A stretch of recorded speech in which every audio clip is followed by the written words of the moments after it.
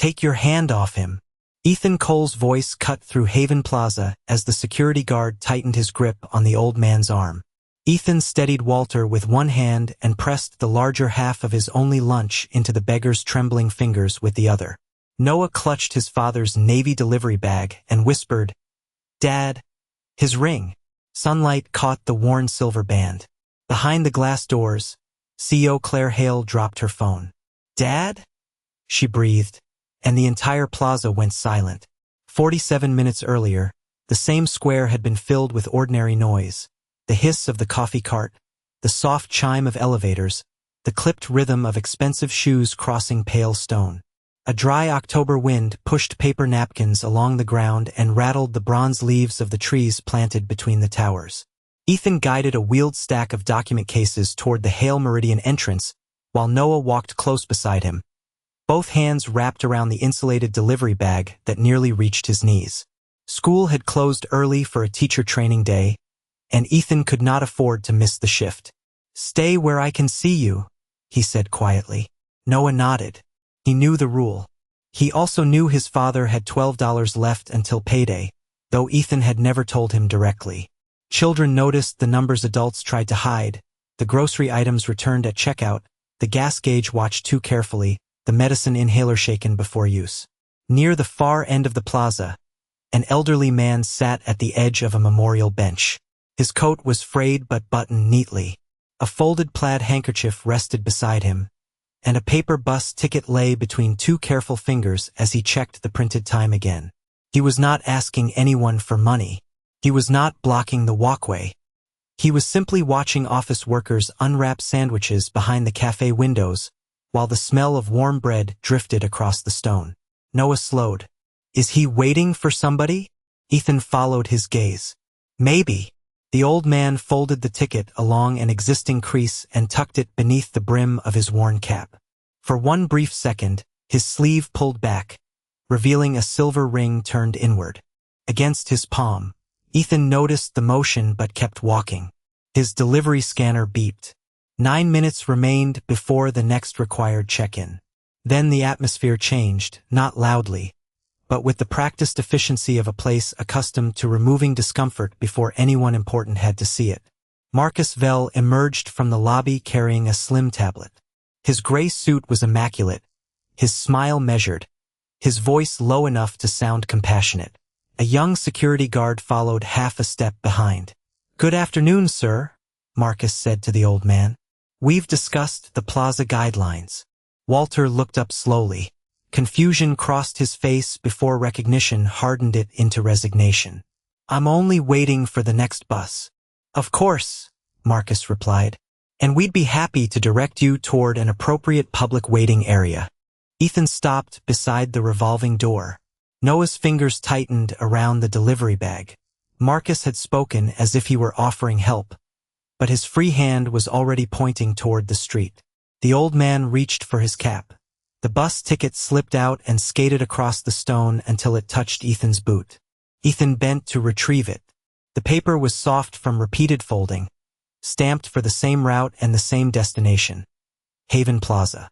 Before Ethan could hand it back, Marcus glanced at the security camera above the memorial bench, then murmured to the guard with the weary familiarity of a man confronting a problem he already knew.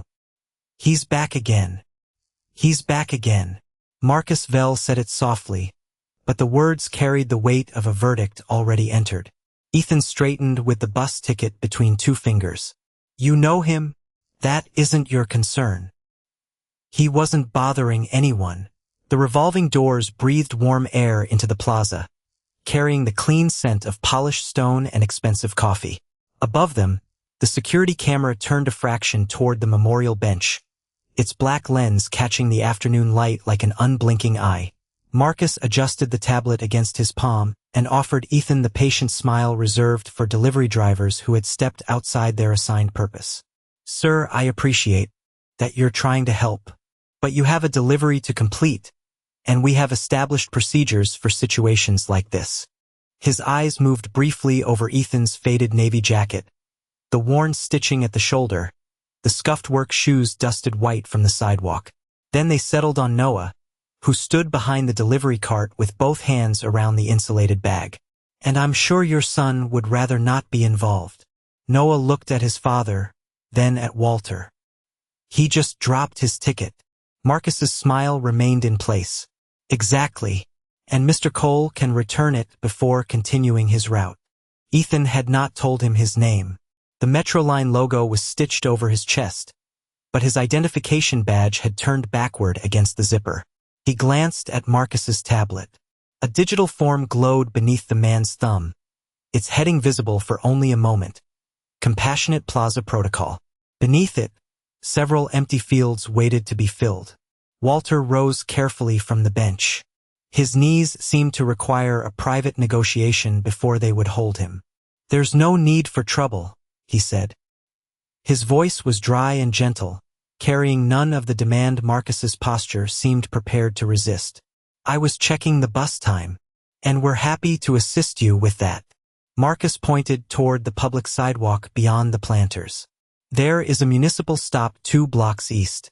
The plaza seating is intended for tenants, registered guests, and customers conducting business. I bought coffee here last month. Today, sir. I don't have enough today." The words fell quietly. Walter did not lower his head when he said them, but one hand closed over the edge of his coat as if holding it shut against more than the wind. A few office workers slowed near the cafe windows. One woman whispered to a colleague without covering her mouth. "They let one stay, 5 more show up." Her companion looked at Ethan and gave a thin laugh. "Now the delivery guys holding court." Ethan heard both remarks. He did not turn toward them. Instead, he crossed the few feet to Walter and placed the bus ticket into the old man's open palm. The paper had been folded so many times that its center crease had gone pale. "Your bus is at 12:40, Ethan said. 16 minutes. "Thank you. You have somewhere warm to wait?" Walter's eyes moved toward the memorial bench. "I had somewhere to sit." Marcus exhaled through his nose, almost regretfully. "This is precisely why these conversations become difficult. We offer reasonable alternatives, and they're treated as cruelty." He tapped the tablet. "Our policy was developed with local outreach consultants. It directs vulnerable individuals toward appropriate services rather than allowing unsafe patterns to form." "Unsafe?" Ethan asked. "No one said he was dangerous. Mr. Cole, safety management is not limited to visible threats." "Then what did he do?" "He created discomfort." The wind lifted the corner of the plaid handkerchief beside Walter. He reached for it, but the movement disturbed his cap. It slipped from the bench and struck the stone with a hollow clap. 3 quarters, 2 nickels, the folded handkerchief, and several paper bus tickets scattered toward the feet of the people watching. One young man stepped backward so quickly that his leather heel crushed the edge of a ticket. Walter bent down. Ethan moved first. "I've got it." "You don't have to." "I know." Ethan crouched on one knee and gathered the coins one at a time. Noah set the insulated bag carefully against the cart, picked up the handkerchief, and folded it once along its existing crease. He did not approach the strangers or argue with Marcus. He simply held it out to Walter. "Here, sir." Walter accepted it with both hands. "That's kind of you." The office worker who had laughed looked away. For a moment, only the coffee cart hissed, releasing a white ribbon of steam into the cold air. Then Ethan noticed the tickets. They were not from different parts of the city. Everyone carried the same route number, the same destination, and a Thursday date stamped near the torn edge. He placed them in order before returning them to the cap. Walter watched his hands closely. "You come here every Thursday?" Ethan asked. Walter's fingers tightened around the handkerchief. "The bus is cheaper on Thursdays." Marcus answered before Walter could. He has already been reminded several times that repeated presence does not establish a right to remain. Ethan looked up. Reminded by who? By plaza personnel. Was there a complaint? "We do not discuss internal security records with couriers." Marcus's voice never rose. That made the dismissal sharper. Ethan glanced at the delivery scanner clipped to his belt. 7 minutes remained before his next required check-in. Marcus noticed. "You should be careful, Mr. Cole. Your employer tracks delays, doesn't it?" Noah looked down at the small screen. He knew what the shrinking number meant. Ethan rested a hand briefly on his son's shoulder, not to silence him, but to reassure him. Then he stood and faced Marcus without stepping closer. "Give him 5 minutes, he said. 5 minutes to collect his things and eat before the bus comes. This is not a negotiation. It doesn't have to be. Then continue your delivery. 5 minutes won't make this plaza unsafe." Ethan looked at Noah, then back at Marcus.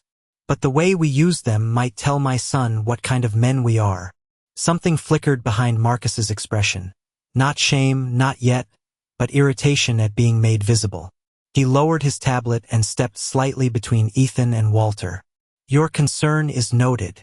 On the other side of the glass, an elevator bell chimed. A receptionist hurried across the lobby carrying a folder marked for Claire Hale's arrival, and Marcus's eyes darted toward the doors before returning to Walter. "We need this area cleared before noon," he told the guard. The guard checked his watch. It was only 11:43. Ethan's gaze dropped to the tablet once more. The incident report still showed blank spaces where the time, complaint, and reporting party should have been. Yet Marcus had already called Walter a repeat problem, and had ordered the memorial bench cleared before anyone had filed a complaint. The blank complaint field stayed open on Marcus Vell's tablet while the countdown on Ethan Cole's delivery scanner slipped from 7 minutes to 6. Ethan looked from one screen to the other. One measured a rule no one had reported broken. The other measured money he could not afford to lose. Marcus followed his gaze and softened his voice. "You still have time to make the next scan. And he still has time to catch his bus. That is not your responsibility." A gust moved through Haven Plaza, carrying the smell of toasted bread from the cafe and lifting the corner of Walter's worn coat. The old man stood beside the memorial bench with his cap held against his chest, as though he had already accepted that even sitting down required permission he did not possess. Ethan's thumb rested against the edge of his scanner. The screen flashed a yellow warning: route compliance at risk. That weekly bonus was not extra money in the Cole household. It was the refill for Noah's inhaler, 2 bags of groceries, or enough gasoline to reach Friday without watching the gauge every mile. Ethan felt the weight of the old watch beneath his cuff, the one his wife had given him before hospital rooms and unpaid bills became the calendar of their final year together. She used to say that a promise only mattered when keeping it cost something. Noah leaned closer to the cart. "Dad." Ethan looked down. His son did not ask whether they would lose the bonus. He did not ask whether Marcus could get him fired. He simply glanced at Walter's empty hands and then at the brown paper lunch bag tucked inside the insulated carrier. Ethan understood. 5 minutes, he said. Marcus's polite expression tightened at the edges. "Mr. Cole, I have already explained the policy." "I heard you. Then continue your route." "I will." Ethan unclipped the scanner and set it face down on the delivery cart. The warning tone sounded once beneath his palm, muffled against the metal. "In 5 minutes." Marcus stared at the device as if Ethan had just placed his own paycheck on the stone. Perhaps he had. Walter shook his head. "Son, don't do this on my account." "I'm not." Ethan opened the insulated bag. "I'm doing it on mine." Inside the brown paper sack was a round sandwich roll wrapped in wax paper, a small apple with a bruise near the stem, and a bottle of water already opened that morning. It was not enough for a long shift, but Ethan had learned how to make hunger wait. He sat at the far end of the bench, leaving space between himself and Walter so the old man would not feel cornered. Then he unwrapped the roll. The wax paper crackled in the cold air. Turkey, 1 slice of cheese, mustard spread thin enough to show the bread beneath it. Walter looked away. "I told you, I'm not asking." "Good," Ethan said, "because I'm not offering money." He broke the sandwich with both hands. The bread did not separate evenly. One piece held most of the turkey and nearly all the cheese. Ethan glanced at the smaller half, then placed the larger one on the clean side of the wax paper and held it out. Walter did not take it. That's yours. Half of it was. That is not half. Close enough. Your boy needs it. Noah's stomach answered with a small, treacherous sound. His face reddened. Ethan looked at him, and Noah gave the slightest shake of his head, trying to be brave in the quiet way children imitate their parents. I ate at school, Noah said. It was not entirely true. He had eaten most of a cafeteria lunch, but Ethan knew he had left the vegetables and traded half his crackers. Still, Ethan did not correct him in front of Walter. He only reached into the bag, took out the apple and handed it to his son.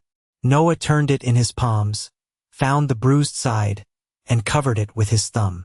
Walter looked between them. Something in his face weakened. Not his dignity, but the wall protecting it. He accepted the sandwich with both hands. Before eating, he traced one finger across the curved crust, drawing an invisible half-circle. The larger half is the road home, he murmured. Ethan frowned slightly. What does that mean?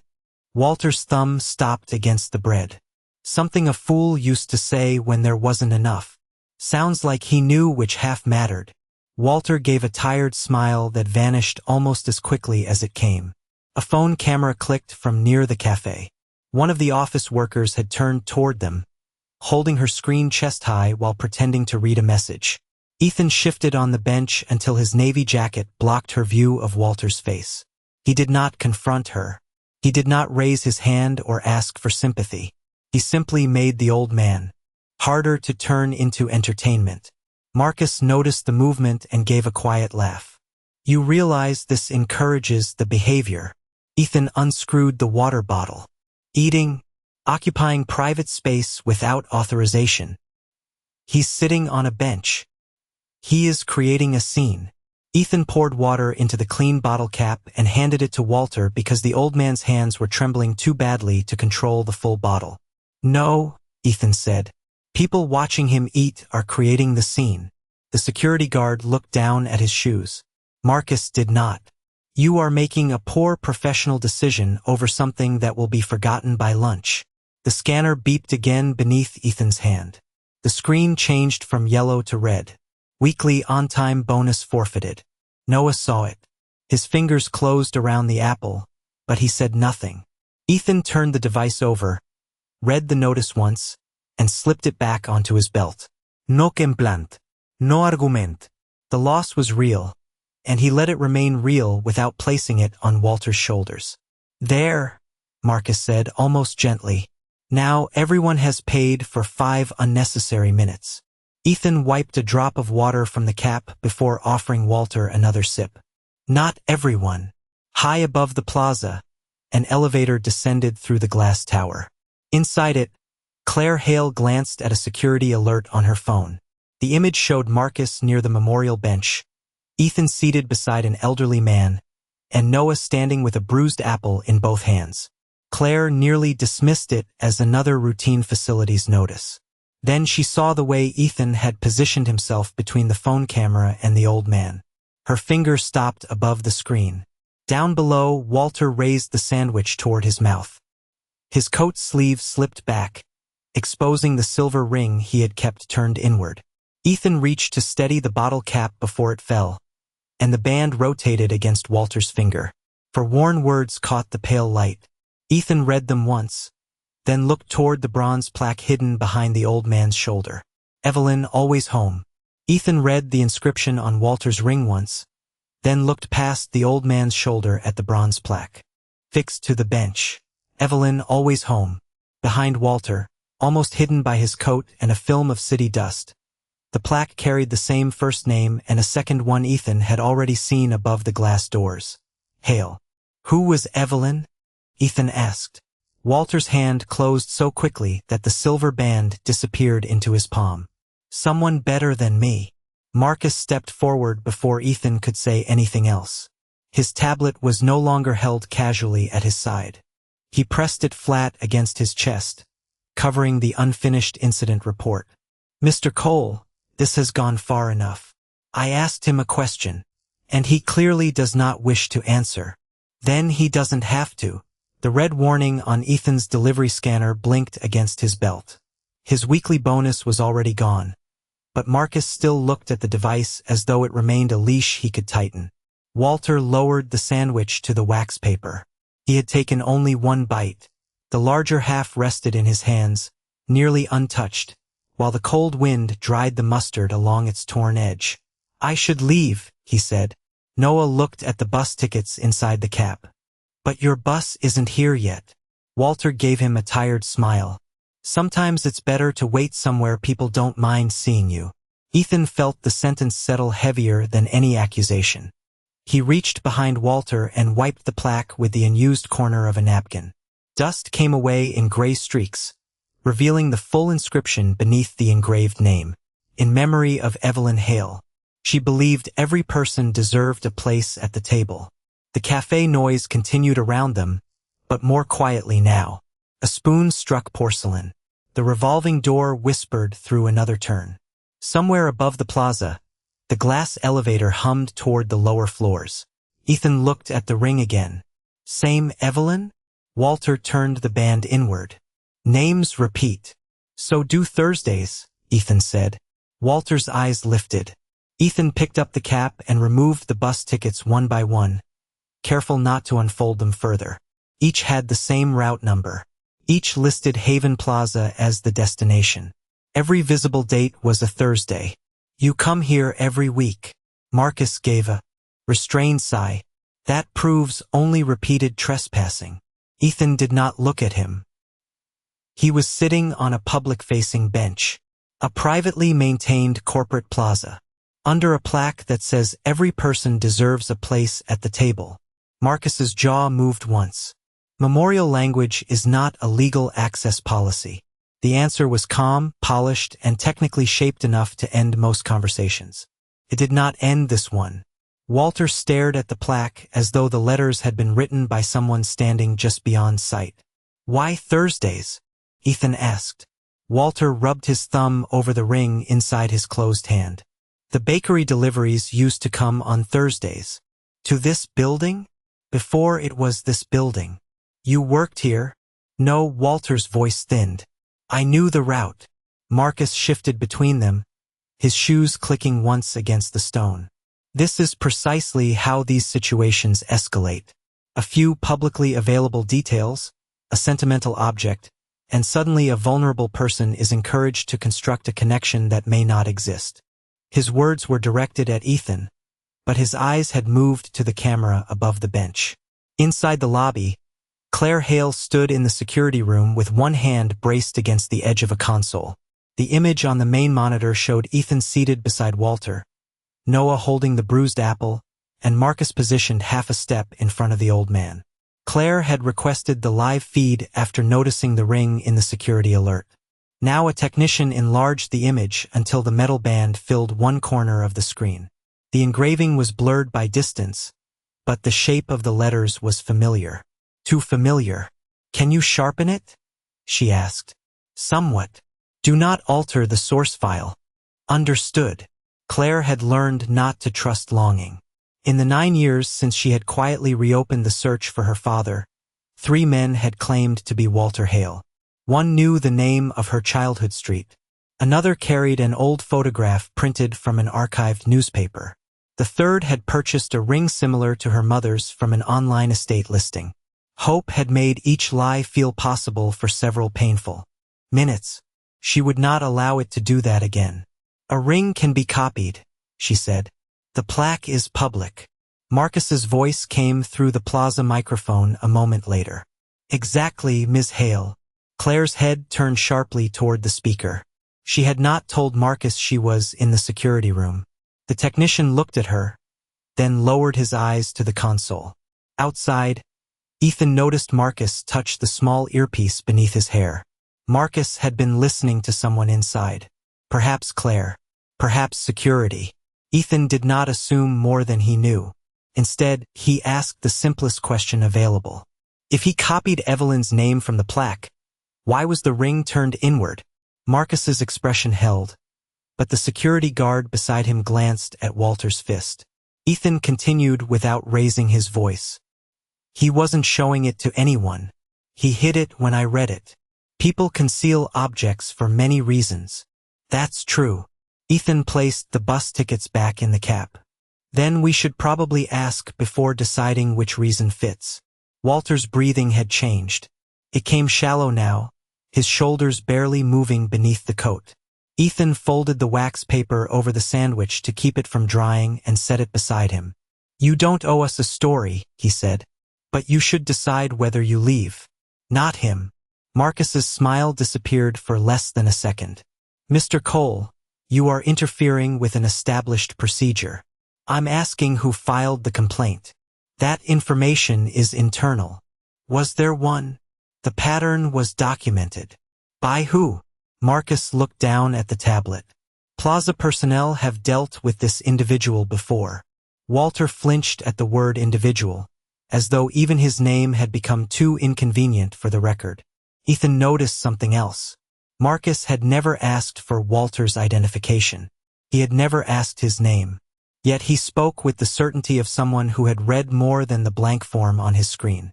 Inside the security room, Claire heard it too. Pull prior incidents involving that bench, she told the technician. Last 6 months. His fingers moved across the keyboard. There may be privacy restrictions. Preserve them. Legal can review access. Marcus's voice came through the microphone again, quicker this time. The camera over the memorial area has had intermittent maintenance issues. Those records may not be complete. Claire looked at the live image filling the monitor. The camera was tracking cleanly. Its timestamp advanced without interruption. It does not appear to be under maintenance now. A silence followed. Marcus recovered. Not currently, no. I meant during earlier encounters. Claire did not answer him. She instructed the technician to lock the live footage, access logs, edits, and deletion history before anyone else could touch them. On the plaza, Walter began gathering the edge of his coat, preparing to stand. Ethan placed the cap beside him and noticed Noah staring not at the ring, but at the plaque. Dad? Noah said quietly. The dust was over the name before Mr. Walter sat down. Ethan followed his gaze. The upper edge of the plaque was clean where Walter's shoulder had rested, but the engraved name had been obscured until Ethan wiped it.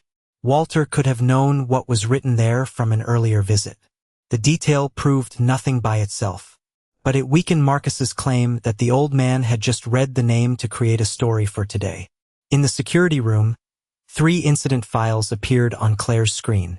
All involved an unidentified older man at the Evelyn Hale Memorial Bench. All had occurred on Thursdays. 2 had been closed within minutes of creation, without a name, photograph, outreach referral, or verification attempt. Claire opened the oldest entry. The report listed no complainant and no unsafe behavior.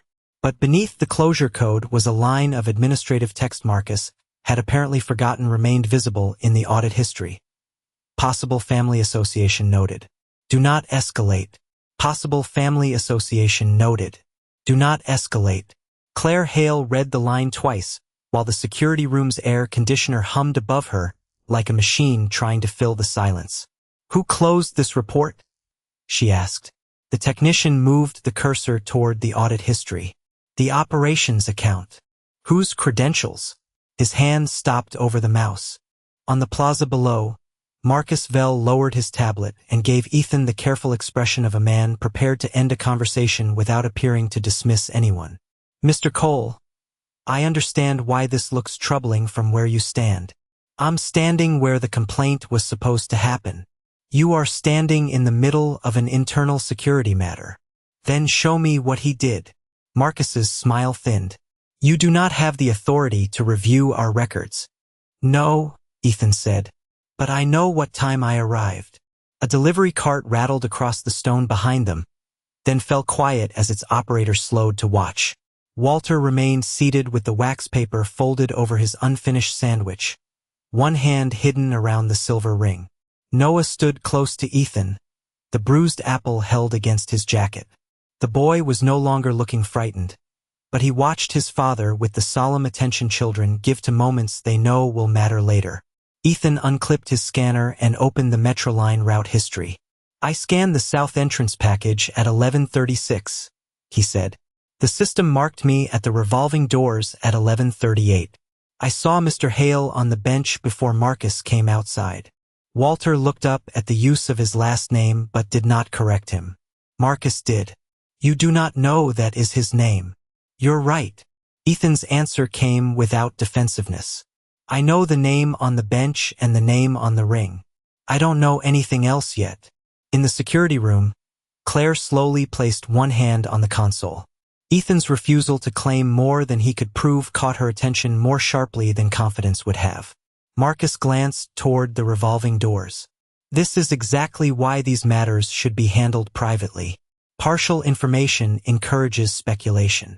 Then let's remove the speculation. Ethan turned the scanner so the security guard could see it. What time did the complaint come in? The guard looked to Marcus before answering. I don't have that in front of me. Your radio log will. Mr. Cole, Marcus said.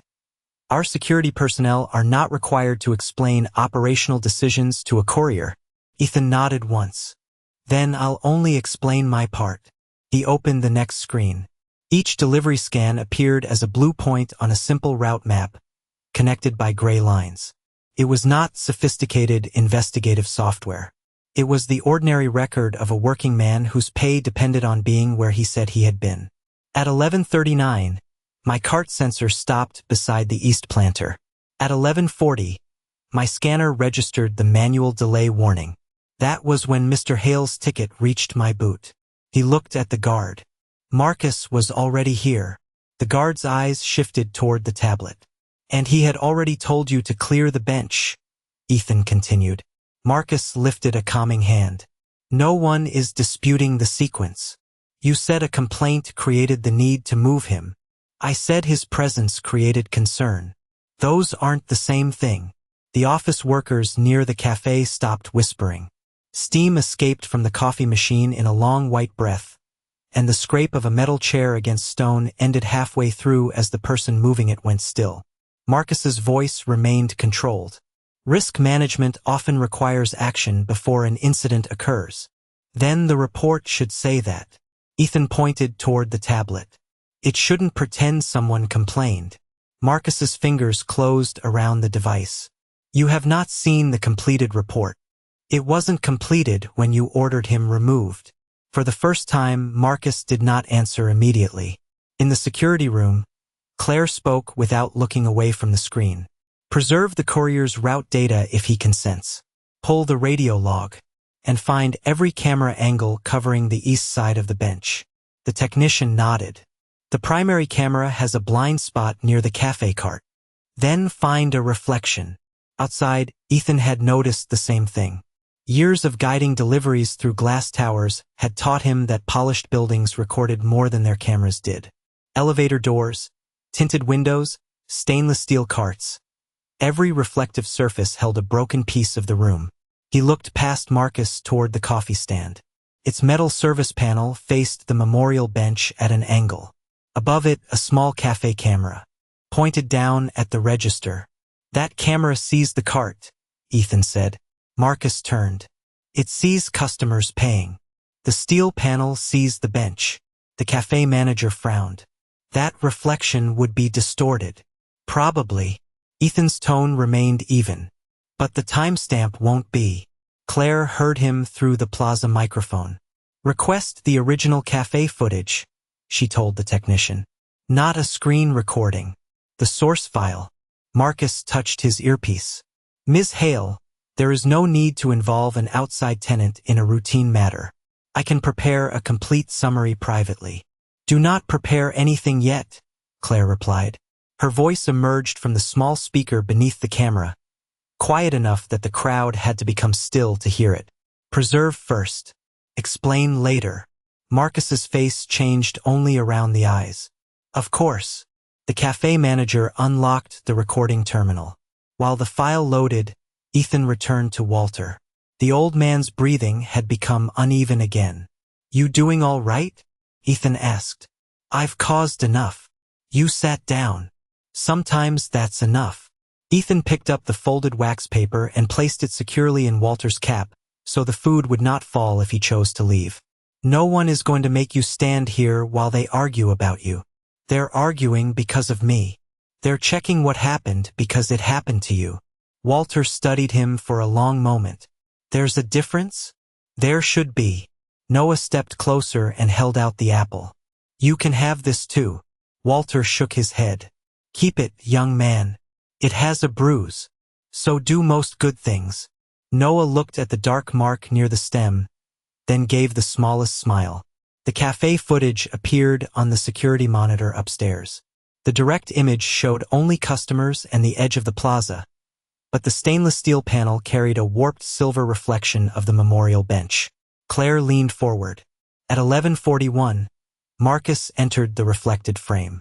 Walter's cap fell. As the old man bent toward his coins, Marcus moved 1 foot and pushed the cap farther from the bench. The gesture was small enough to look accidental in real time. Slowed down, it became unmistakable. The technician stopped the video. No one in the room spoke. Claire's hand flattened on the console beside the old incident reports. Continue, she said. The next file was the radio log. A dispatcher's voice crackled through the speaker. East Plaza. Clear the memorial bench before 12. The timestamp read 11:34. 2 minutes before Ethan's first scan at the building and 7 minutes before the supposed concern was entered. Claire looked at the audit record. Who gave that order? The technician highlighted the source. Operations Director Vell. Downstairs, Marcus was still speaking to Ethan in the same measured tone.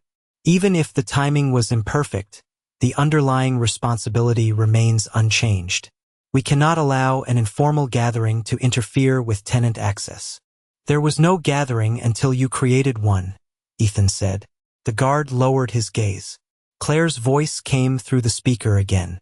Mr. Vell, step away from the tablet. The request was courteous.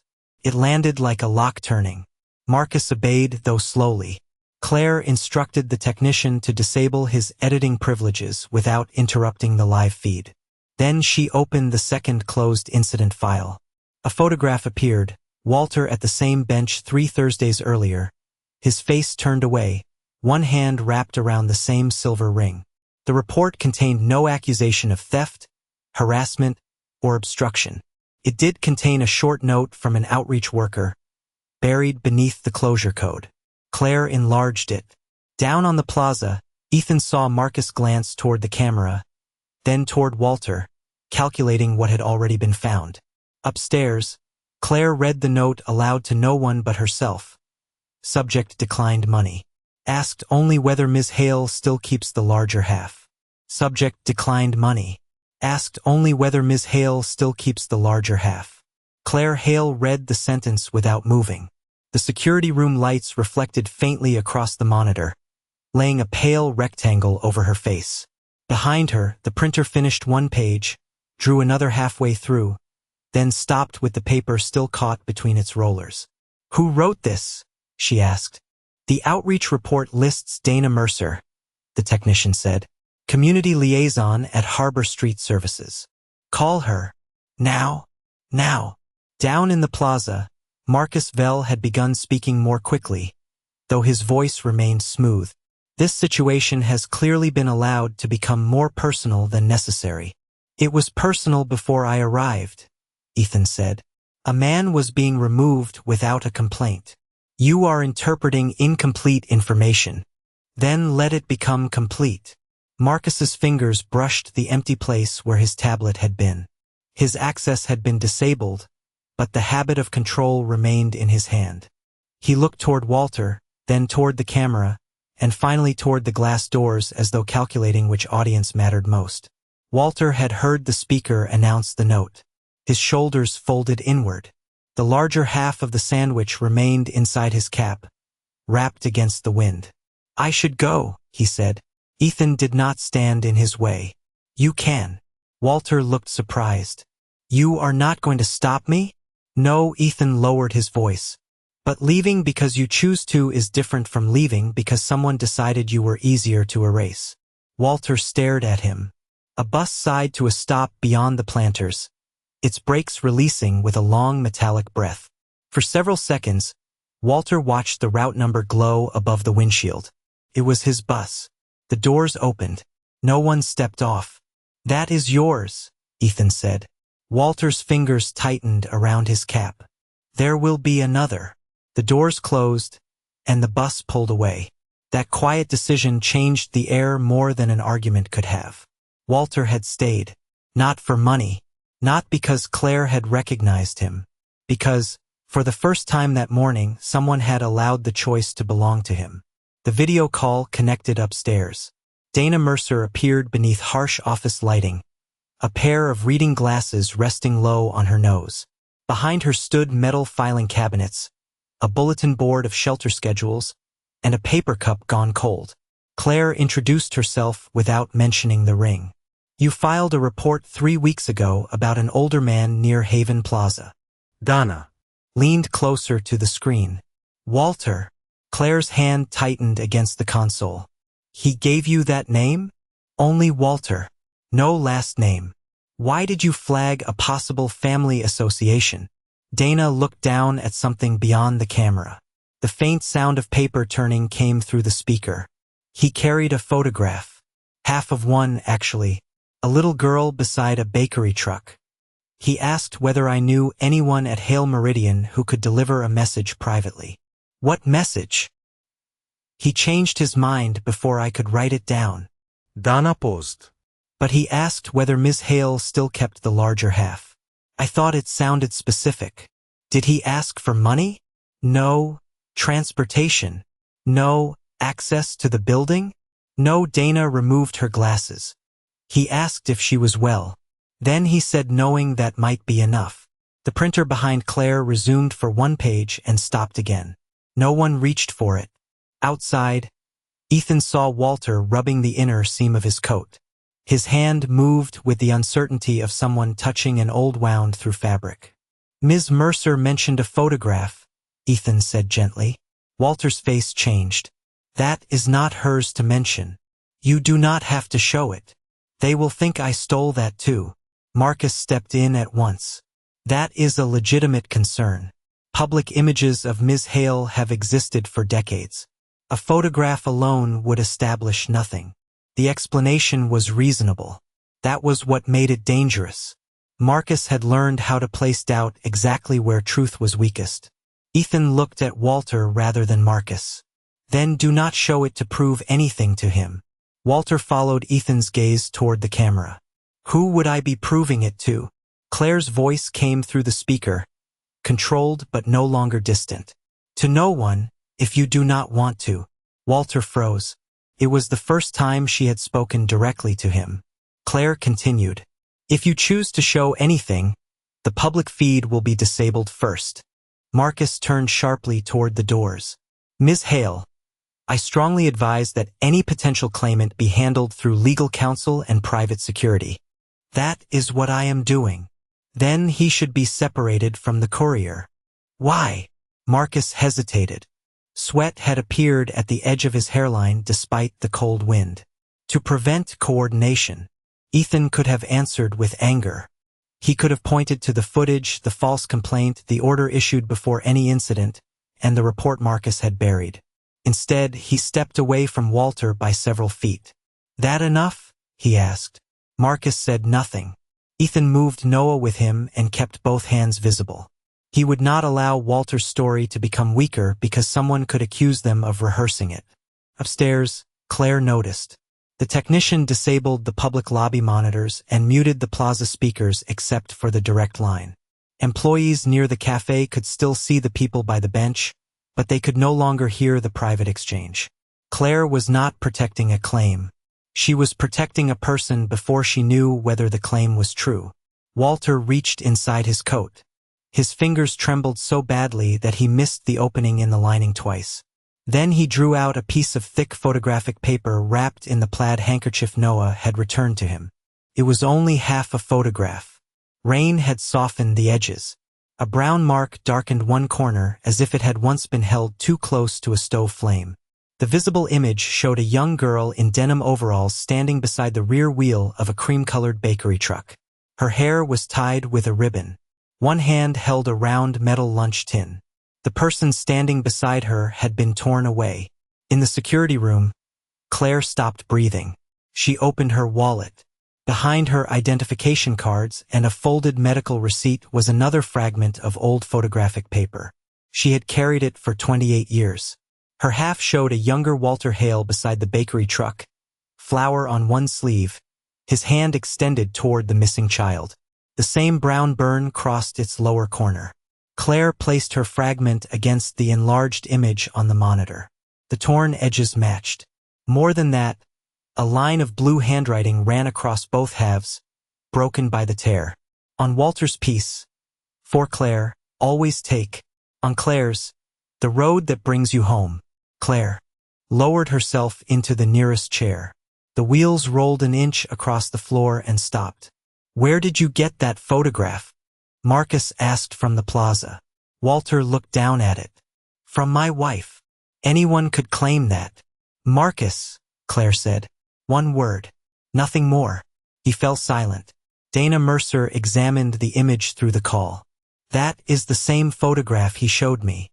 The technician opened the archived missing person file Claire had maintained through an outside investigator. Walter Hale. Former baker and delivery driver. Scar across the left thumb from an industrial slicer. Silver wedding band engraved with Evelyn's name. History of alcohol dependency after his wife's death. Last confirmed address 12 years earlier. Claire's eyes moved from the file to Walter's hand on the live feed. A pale scar cut diagonally across his thumb. She did not call him father. Not yet. Evidence could carry a person to the edge of belief, but it could not force the final step. "Show me how the outreach report was handled," she said. The technician opened the routing history. Dana's report had entered the system at 9:12 on a Thursday morning with the label possible family match. At 9:19 it was opened under Marcus Vell's credentials. At 9:30, the priority was reduced to unverified solicitation.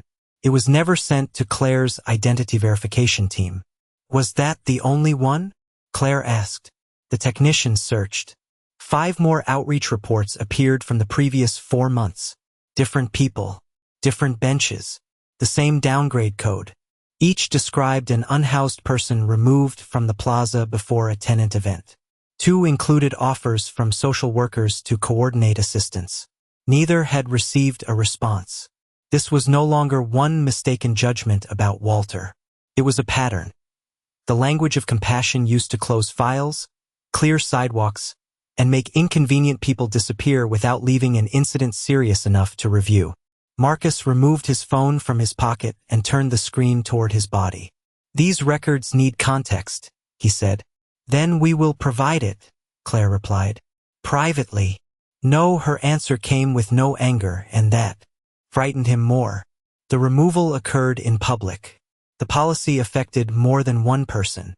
The review will include compliance, human resources, and independent counsel. Claire, this could damage the company. It was the first time he had used her first name in front of the staff. The familiarity landed like another exposed wire. Claire looked through the glass at Walter, then at Ethan standing several feet away because fairness mattered to him even when suspicion insulted him. "The company was damaged when we began calling disappearance compassion," she said. Walter started to fold the photograph again.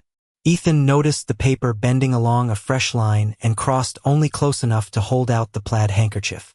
"Wrap it first," he said. "The tear has held this long.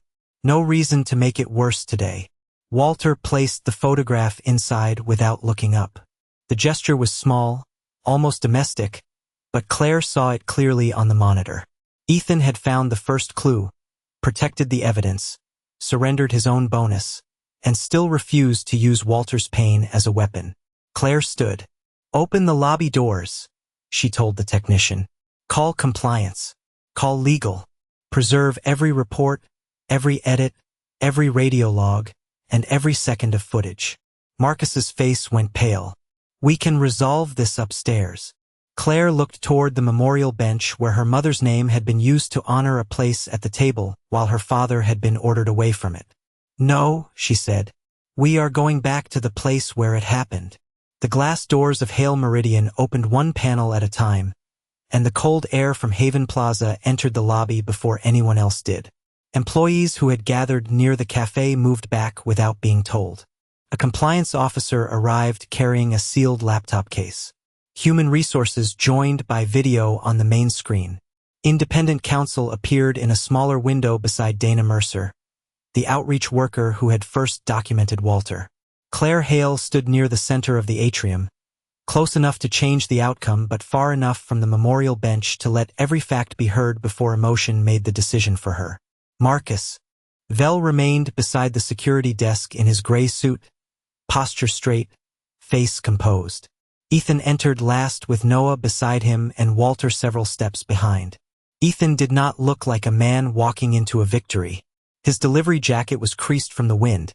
His scanner still showed the forfeited bonus, and the small paper bag in Walter's cap held the half-eaten sandwich now gone cold. Noah slipped his hand into Ethan's. The pressure was light, but Ethan closed his fingers around it once. The main lobby screen lit with a simple title. Review of East Plaza Removal, 11:34 a.m. No music. No announcement.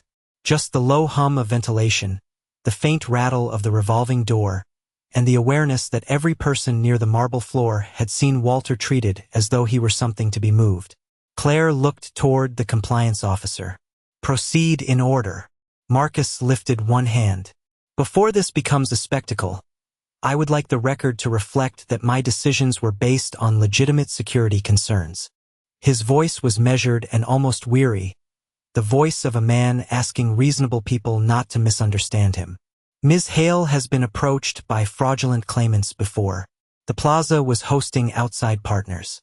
An unidentified individual returned repeatedly to a private corporate property and carried personal information about the Hale family. Under those circumstances, caution was not prejudice. It was duty. A few employees shifted. The explanation had weight. Claire's history with imposters was real. Walter had concealed his name. The plaque carried Evelyn's identity in public view. For a moment, the room's certainty loosened. Marcus saw it. I did not know this man was related to Ms. Hale, he continued. I believed he might be using publicly available details to gain access. The courier interfered before trained personnel could complete a lawful assessment. Walter lowered his eyes. Ethan felt Noah's hand tighten. Retention seemed to leave the room in one long breath, as if Marcus had rebuilt the wall one polished sentence at a time. Claire did not defend Ethan. She turned to him. Mr. Cole, did you interfere with security personnel? Ethan answered without hesitation. I asked what Mr. Hale had done. Did you refuse an instruction to continue your route? Yes. Did you know who he was? No. Did you expect compensation? No. Marcus inclined his head, almost sympathetically. Then, by his own admission, Mr. Cole made an emotional decision without understanding the security context. Ethan looked at him. I made a limited decision. Which was that a hungry man could sit for 5 minutes while someone found an actual reason to remove him. No one spoke. The compliance officer opened the first evidence file. On the screen appeared a still image from the title moment. Ethan seated at the memorial bench, Walter holding the larger half of the sandwich, Noah beside the delivery bag, and the silver ring visible against the bread. The officer read the timestamp. 11:46. Ethan's route log appeared beside it. At 11:36, he had scanned the south entrance delivery. At 11:39, his cart sensor stopped near the bench. At 11:43, Marcus ordered the area cleared. At 11:47, Ethan's weekly bonus was automatically forfeited. This establishes Mr. Cole's arrival and the financial cost of remaining, the officer said. It does not establish Walter Hale's identity. Marcus nodded. Exactly. The second file opened. The radio log played through the atrium speakers. East Plaza, clear the memorial bench before 12. The voice was calm and unmistakable. The timestamp read 11:34. Then the incident form appeared. Complaint received, 11:41. The time difference sat on the screen in large white numbers. 7 minutes. Claire rested one hand against the edge of a table. Mr. Vell, why was the removal ordered 7 minutes before the complaint was recorded? Marcus did not rush. Operations staff often receive informal verbal concerns before an official entry is created. From whom? A tenant representative. Name? I would need to review the communication. There is no communication attached, the compliance officer said. Marcus looked toward the main screen. Then it may have been conveyed in person. The explanation was possible. Thin but possible. He had found another place for doubt to stand. Dana Mercer leaned toward her camera. Was the tenant representative the reason my outreach report was downgraded 3 weeks earlier? Marcus's expression tightened almost invisibly. That is a separate matter. It concerns the same man, the same bench, and the same administrator. Your report was unverified. That is why it was marked for verification. The room changed again. Not completely, but enough for the whispers near the cafe to stop. The compliance officer opened the third item, the original outreach report. Walter's photograph filled the screen. Beneath it appeared Dana's note that he had refused money and asked only whether Claire still kept the larger half. The system log showed possible family match at 9:12, opened by Marcus at 9:19, downgraded at 9:30. Marcus folded his hands. The phrase could have been obtained from an employee, an old family acquaintance, or public correspondence. My responsibility was to prevent an unverified claimant from reaching the CEO during a sensitive business period. Then why did you not send it to the identity verification team? Claire asked. Because I believed the claim lacked credibility. You are not part of that team. I made a judgment call. Based on what? He paused. Appearance, behavior, and context. Walter flinched. Marcus corrected himself. I mean the inconsistency between the claim and the individual presenting it. Ethan's gaze remained on him. What inconsistency? Marcus turned toward him. Mr. Cole, this is not your examination. You said the claim didn't match the man. Correct. What about him didn't match? Marcus's jaw hardened. The father of a chief executive would not ordinarily be living on buses and sleeping in shelters. The sentence entered the atrium quietly. That was why it hurt. No insult, no raised voice, only the belief beneath the policy finally spoken where everyone could hear it. Walter's fingers closed around the plaid handkerchief. Claire did not look away from Marcus. So you did consider the possibility that he was my father. Only theoretically. Enough to write Hale family claimant in an email. The compliance officer placed the message on the screen. Do not allow a possible Hale family claimant near the memorial during partner week. Marcus swallowed and reached for a glass of water he had not poured. That language reflects caution. It reflects knowledge, Claire said. Knowledge you withheld. Marcus looked toward the employees, then back to Claire. His voice softened. I was protecting you. For a second, the explanation almost won again. Claire had been deceived before. The company had a duty to screen claims. Walter himself had admitted he feared becoming a public obligation. Marcus was not inventing every risk. He had built his defense from real dangers and used them to hide a human decision. Ethan spoke before anger could take the room. This isn't about revenge. Marcus looked at him. Then what is it about? Making sure the truth isn't buried because someone looks easier to dismiss. Claire's eyes shifted toward Ethan. He had corrected times against his own interest, refused to speculate about Marcus's motives, and stepped away when asked so no one could accuse him of coordinating with Walter. Even now, he was not asking for punishment. He was asking for the record to remain whole. The compliance officer opened the source footage from the cafe. The stainless steel reflection showed Walter's cap falling, coins scattering, and Marcus using the edge of his shoe to push the cap farther away before any crowd formed. Marcus stared at the warped image. That was accidental. Play it at normal speed, Claire said. Played. Small enough to miss. Now frame by frame. His foot moved. The cap slid. His gaze followed it before he looked away. The room went still enough for the projector fan to become audible. Noah looked up at Ethan and whispered. That was before people started watching. Ethan nodded. I know. It was the only thing Noah contributed. a child's simple recognition of timing. Claire heard him. Yes, she said. It was. Marcus wiped one thumb across his palm. A single movement does not invalidate the security concerns. No, Ethan said. But it tells us how you treated him when you thought no one would care. The compliance officer opened the audit history from the 5 earlier outreach cases. The same downgrade code. The same absence of referral.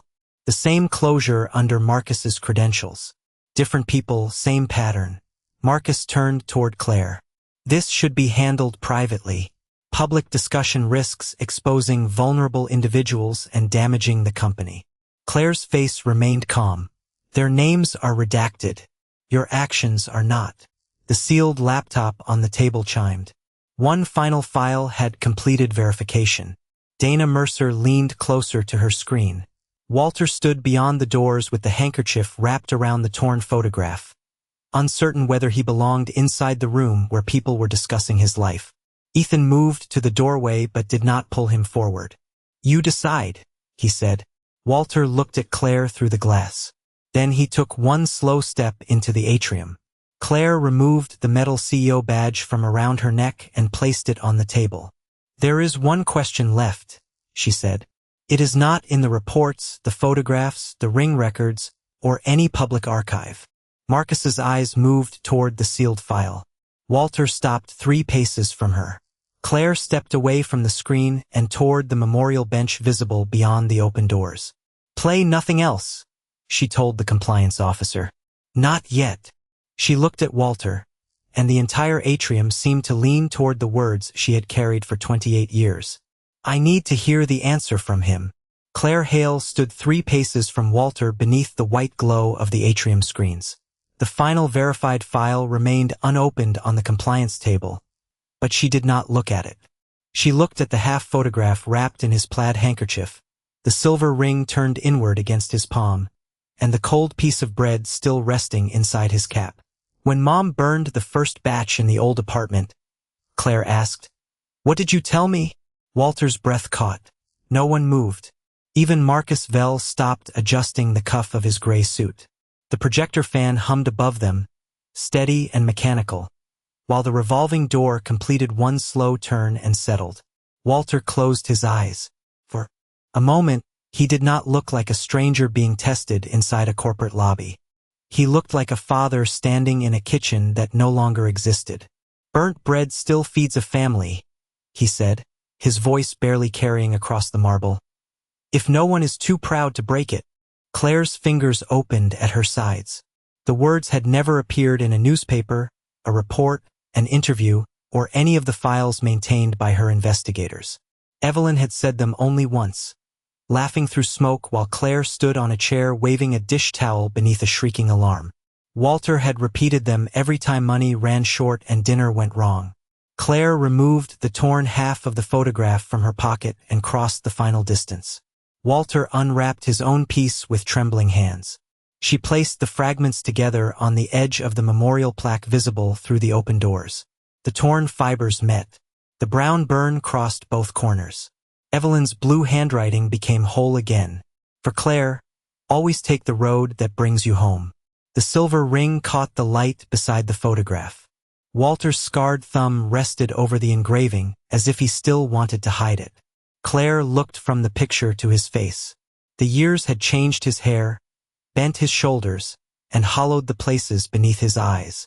They had not changed the way he pressed his lips together when he was afraid of disappointing her.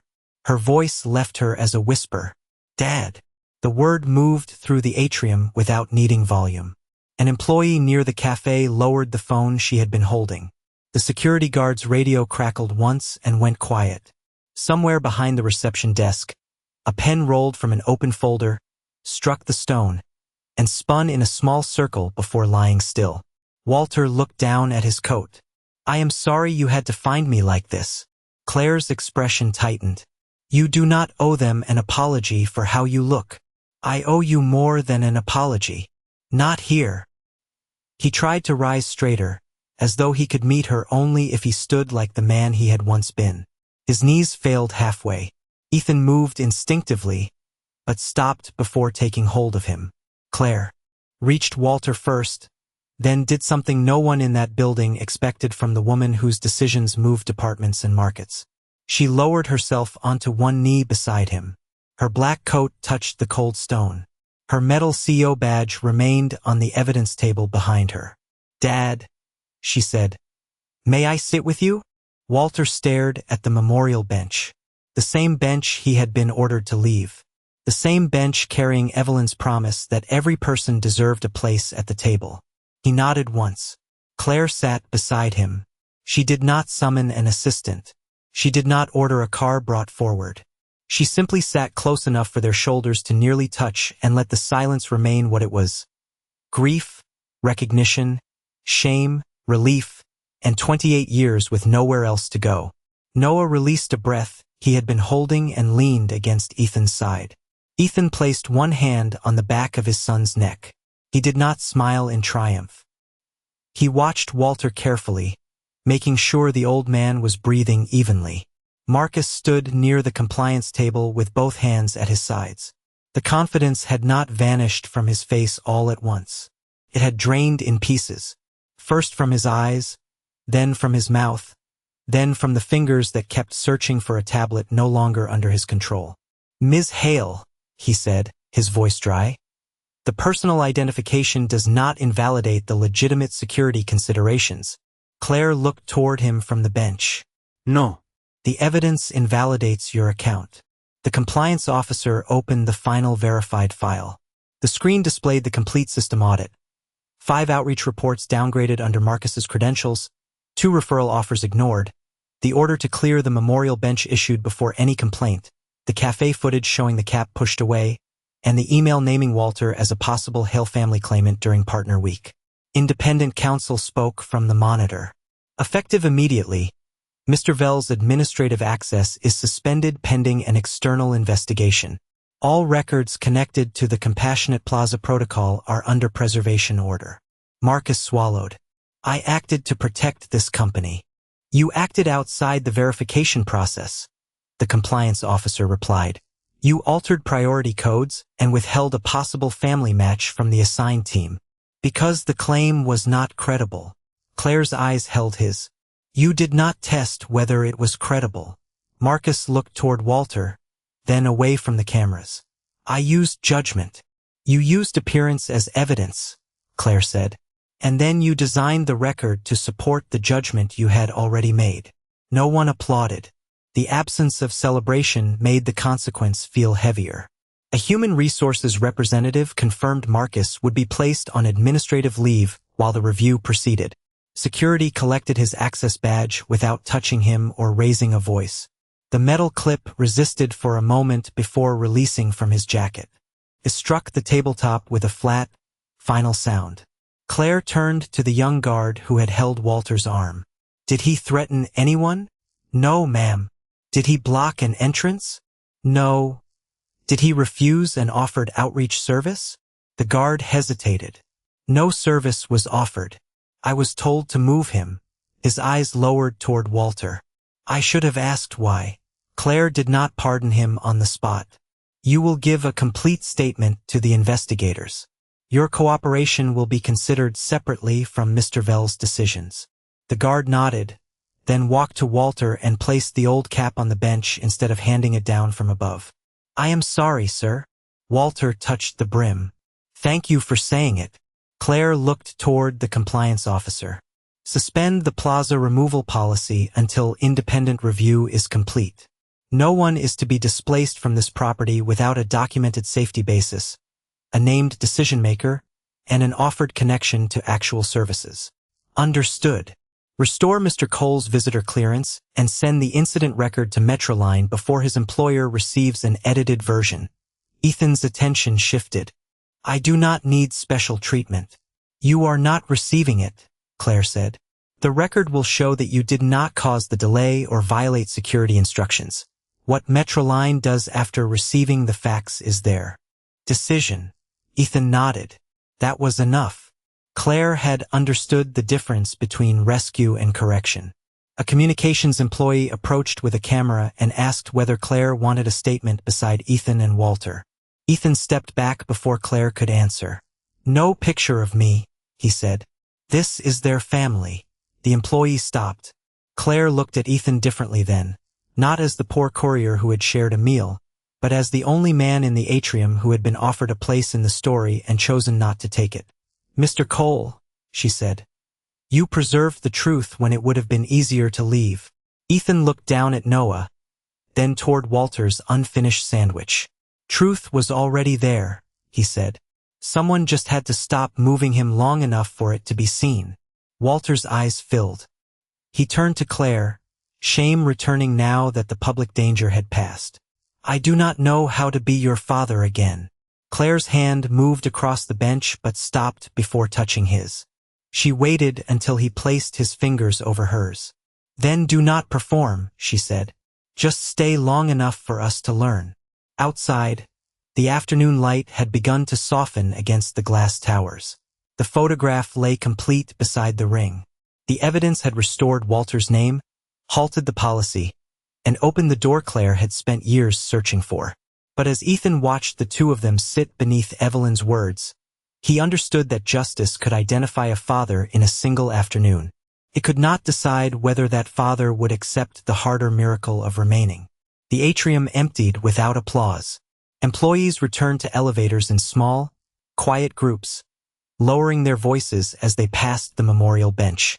Marcus Vell's access badge remained on the compliance table beside the frozen image of his audit log, while independent counsel sealed the records and human resources corrected the incident report before anyone could rewrite what had happened. Walter's name replaced the words unidentified individual. Ethan's visitor clearance was restored. The order blaming him for the disruption was removed. Outside the open glass doors, the wind had softened, and the larger half of the sandwich still rested in Walter's cap beside the 2 bus tickets he would no longer need that afternoon. Claire did not call for a limousine.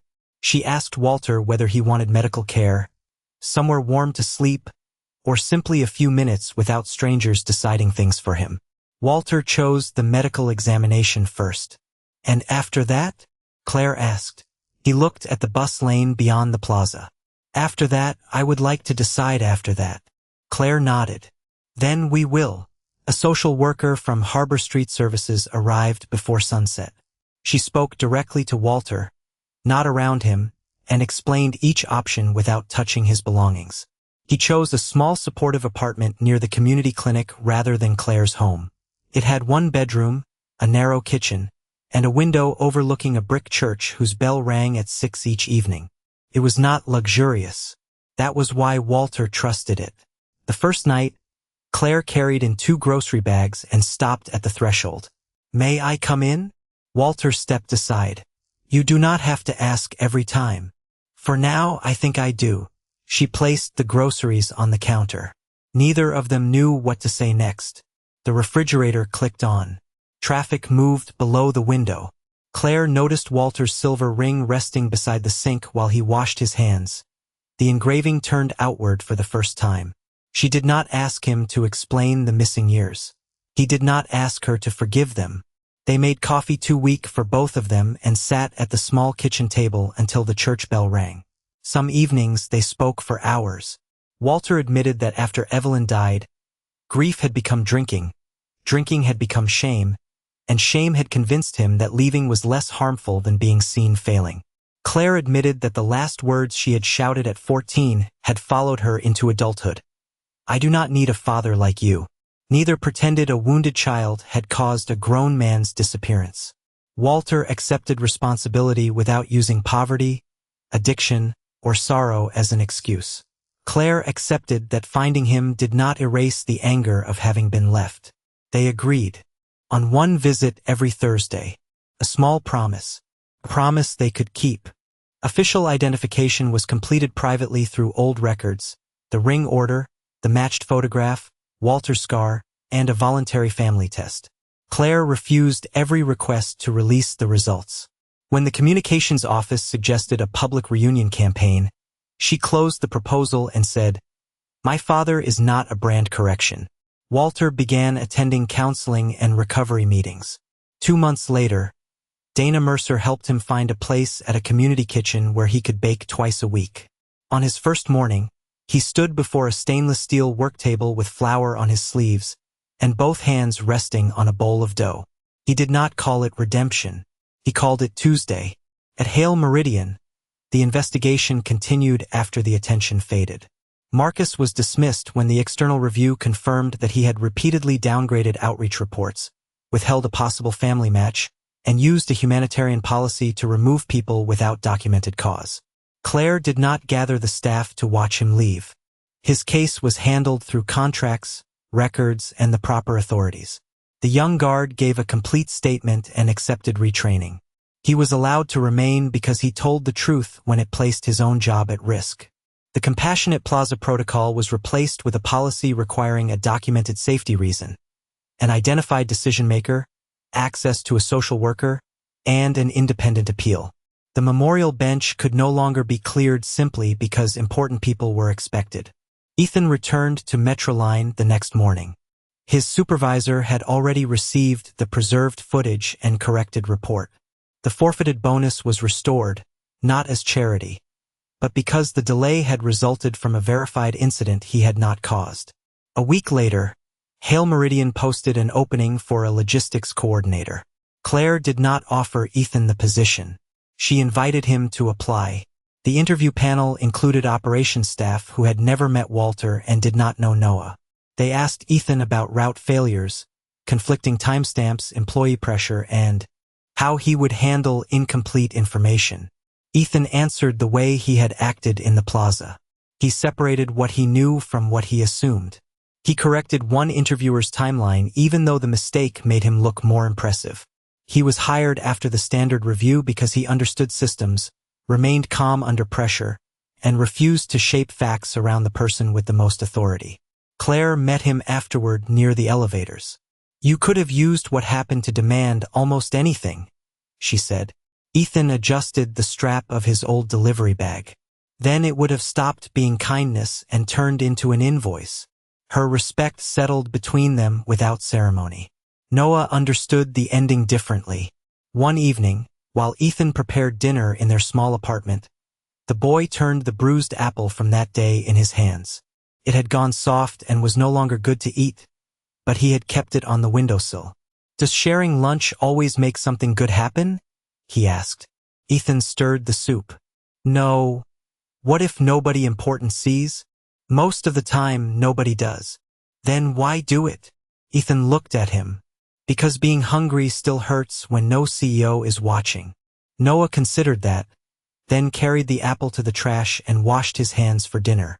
Several weeks later, on a clear Thursday afternoon, Ethan and Noah returned to Haven Plaza. Walter was already seated beneath Evelyn's name, his old coat brushed clean and buttoned at the throat. Claire sat beside him without her metal badge, holding a round loaf wrapped in brown paper. The bus tickets that had once marked every lonely trip were tucked behind the photograph in Walter's apartment now. They were no longer instructions for reaching a building. They were proof that, week after week, he had kept trying to find his way near home. Claire broke the loaf in two and handed Walter the larger half. Walter studied it, smiled faintly, and broke it again. He gave one piece to Noah and another to Ethan. The four of them ate beneath the late sunlight while office workers crossed the plaza around them. No camera turned their way. No one made a speech. For a while, even conversation was unnecessary. The silver ring rested against the bread in Walter's hand, and the bench that had once been used to measure who belonged now held everyone it had room to carry. Ethan had not shared his lunch because Walter was the father of a CEO. He had shared it before the name, before the evidence, and before the miracle, when all he could see was a hungry man, and all dignity required was that someone choose not to walk past.